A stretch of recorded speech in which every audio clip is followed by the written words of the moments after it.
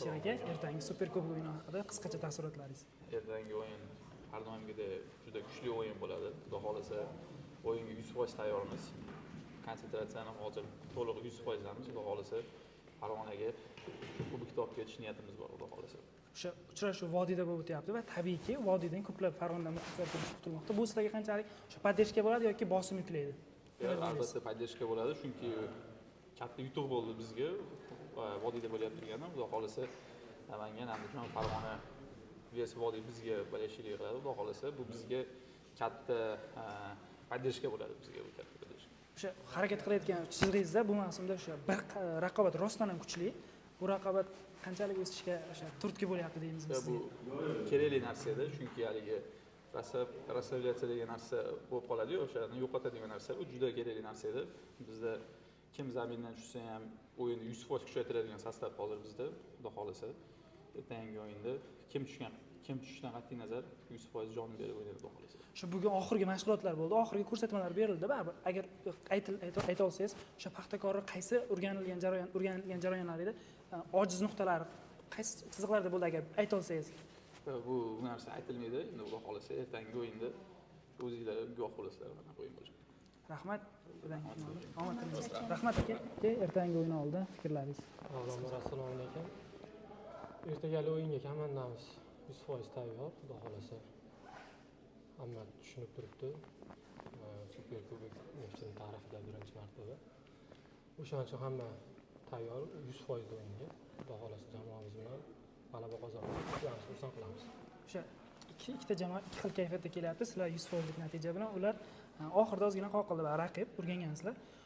Mana shu narsa sizlarga qanchalik ustunlik beradi, ularga qanchalik minusga ishlashi mumkin, nima deb o'ylaysiz?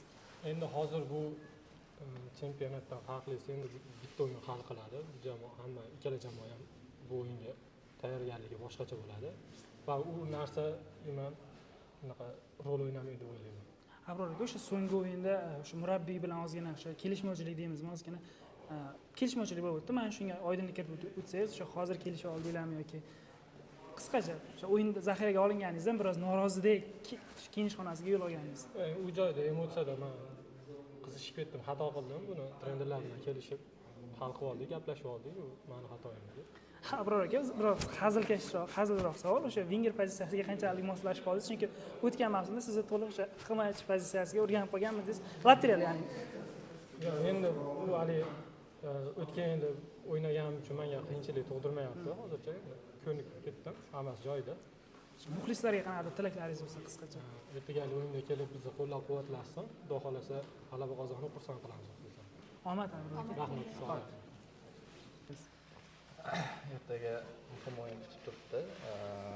Endi Neftchi tarixida birinchi Superkubok. Inshaalloh muxlislar ishonchini oqlaymiz degan umiddaman. Borimizni beramiz. Yaxshi tayyorgarlik ko'rdik. Endi hammasi Ertaga o'sha baribir katta o'yinlardan biri. Bu o'sha o'yin oldin o'zingizni qanaqa tayyorladingiz? Masalan, 2 karra ko'proq harakat qilasizmi yoki nimadir balkim? Yo'q, endi masalan to'g'ri bu final bo'lishiga qaramay ortiqcha bosim yo'q. Hammasini kallamizdan chiqarib tashlagan holda ertangi o'yin nasr qildik. Endi har doimgi o'yin. Prosta ortiqcha hissiyotlar berilmagan holda ertaga o'yinga tushamiz. To'g'ri atmosfera endi muxlislar ko'p, juda ham yaxshi o'yin bo'ladi. O'sha qisqagina oxirgi savol, o'sha Levchenkoning futboli va Islom Ismoilovning futboli. Bu sizga baribir o'sha stilingizga qaraganda Islom Ismoilov futboli sizga mosroq. Bu Islom akani o'sha futbolda qanchalik yayrayapman deysiz yoki bu yog'iga yayrayman. To'g'ri ma'noda. Mazza qilib futbol o'ynayman degan ma'noda. To'g'ri. Endi ikki xil murabbiy, ikkala murabbiylar ikki xil taktika. Levchenkada to'g'ri himoyaviy bo'lishi mumkin, lekin Islom Ismoilovda baribir boshqacha hujumkor, ko'rayotganinglardek ko'proq hujumda, ko'proq gol uryapmiz.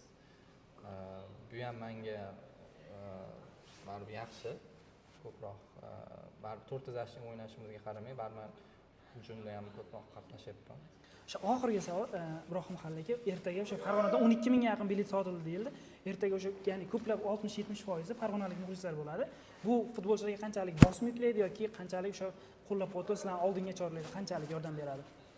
To'g'ri, hozir eng bizga bitta plyus bo'lgan narsa Andijonda bo'lgani, vodiy baribir Farg'ona muxlislari men o'ylaymanki juda ham ko'p bo'ladi. Chem baribir Paxtakor muxlisiga qaraganda.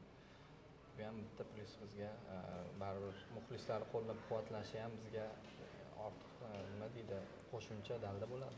Yana oxirgi savol, ertaga Hojimat Erkinovga qarshi o'ynaysiz. Bunga ham qanaqadir duelga qanchalik tayyorsiz? Qiyin Do'stlaringiz. bo'ladi, to'g'risi. U ham tezkor, siz ham tezkor. To'g'ri. Endi ko'ramiz, o'yinda hal bo'ladi. Baribir kuchimiz oxirigacha harakat qilamiz g'alabaga. Omad ertangi o'yinda. Rahmat. Rahmat. Xo'p.